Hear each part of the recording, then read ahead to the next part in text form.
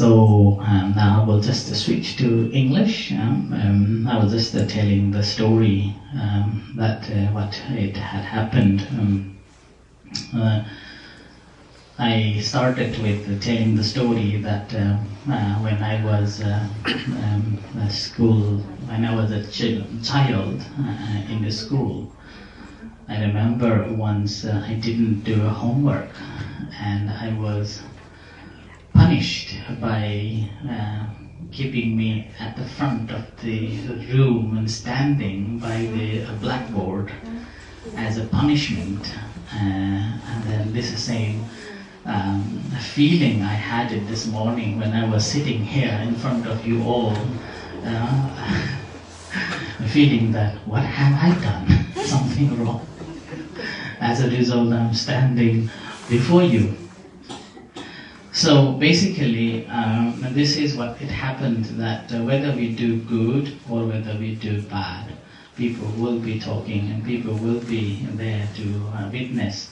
And then people will be talking about your actions. It's up to you which one you want to choose and which one you want to be remembered.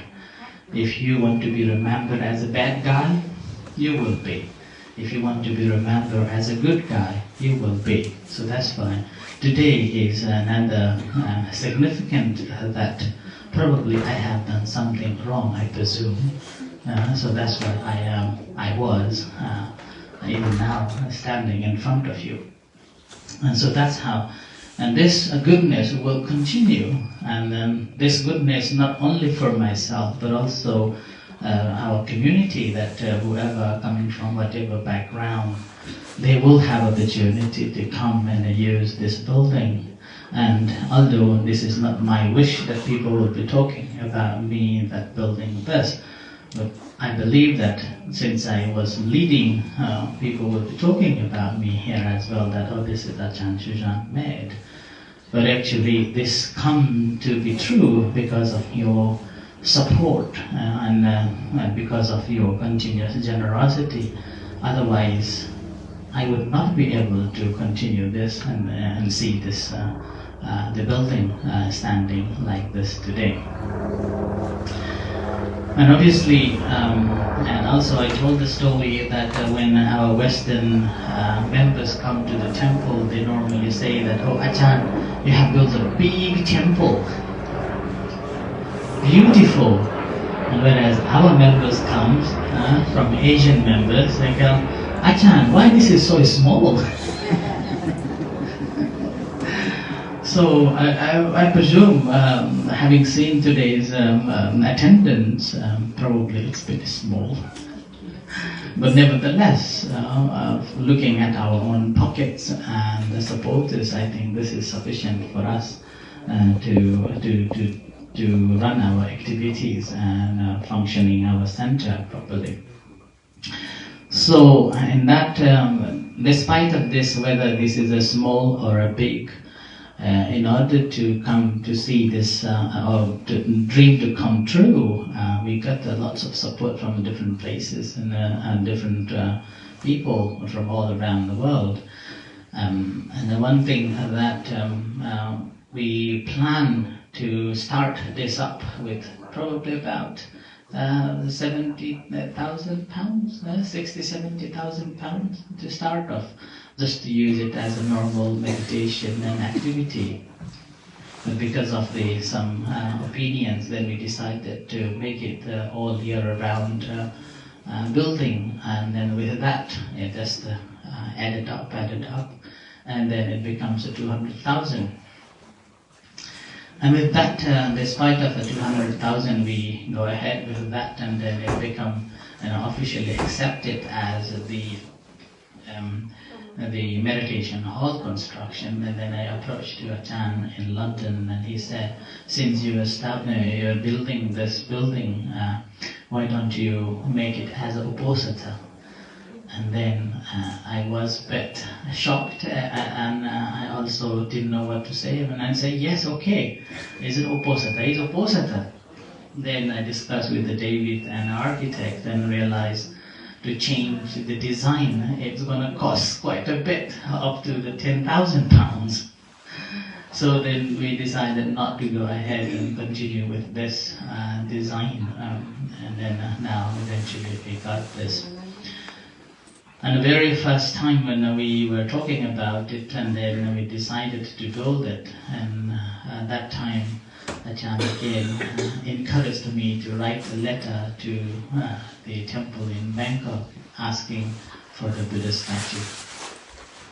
And I wrote it, and then I was not sure that we're going to get it, because the person, my teacher, Father Heti, spiritual father, he passed away. And I thought that our hope to get the Buddha statue from Thailand is gone. But somehow after his death, his students found the documents that we submitted, and with that they decided to build this special Buddha and offer it to us. Making wasn't that expensive, but the transport was over 200,000 baht, so probably about over 4,000 pounds. And then a couple of months ago, I asked for the name of this Buddha statue. Then the current head monk of the temple where I was ordained, he gave a name to this Buddha as Prapuddha Mongkon Warapunyo Path. So I will translate it later. But if you can translate now, I will give you 10 pounds. Okay. But anyway, we got this all, and we actually now building is ready to go. We can use it. But however, in order to be this as a proper Uposatha hall, we have to have another consecration ceremony by placing the marker stones, which again I spoke with Ajahn that why don't we do, or should we do it? Then he said, this is Uposatha, so do it. So that's why we have to postpone next year, so that we can do a proper ceremony to make this place as a consecrated the place of the Uposatha hall. So that's why the next year we're going to have another ceremony to consecrate this building as the Uposatha. Now you may see there are 9 marker stones. Some of you have come and asked me what are the significance of those stones, and now this is again according to the Vinaya, and this is even the time of the Buddha, that in order to ordain or in order to perform some certain rituals, monks have to designate the area, whether that's by a tree, by mountains, by river, or in the river. So then later on it evolved, and then use the stones as a markers within the monastery as the designated area for the special ceremonies. Now that involves, and then in particular in Thailand, they have this tradition of making this stone bowls and sponsoring that. Basically the sponsorship is to cover and also support the building of the Uposatha hall. But anyway, we have this tradition, and then every time when there is this consecration or placing as marker stones, and that time will be the big ceremony. Now we have 9 stones here, and it's placed there, and then we have some of you have been sponsoring it as well. So some of you even asked how much it would be, and then how like so some of our members suggested to make it a 1999, and then we have discussions, and then end of the day we decided not to put any price on it. So just the one who will be the main sponsorship, sponsoring one ball, and then that person will be raising fund as many as they could. It doesn't matter how much it would be. So that person will be the main sponsor of that particular stone, and then we will be placing it next year. and that placing will be complete, and then that's how this Uposatha becomes the complete Uposatha. So the 9 stones will be placed, the 8 stones will be placed in 8 directions, and then the 9 one will be inside the building. Since we cannot dig here, so it will be visible for you to place more gold leaves on it. So that's fine. Anyway, I'm not going to take a long time. So this is just a future program as well. So today, on behalf of the Santa and the monks, especially monks have been also helpful, very helpful for all the time during this construction. They come and make, send monks to come and help making these stools and these stages and all the things all the time. So very grateful for them coming and helping as well. So meantime, thank you very much for your generosity and contribution. And with this, may you all be well and happy. Whatever good wishes you have, may all those good wishes come true. So sadhu, sadhu, sadhu.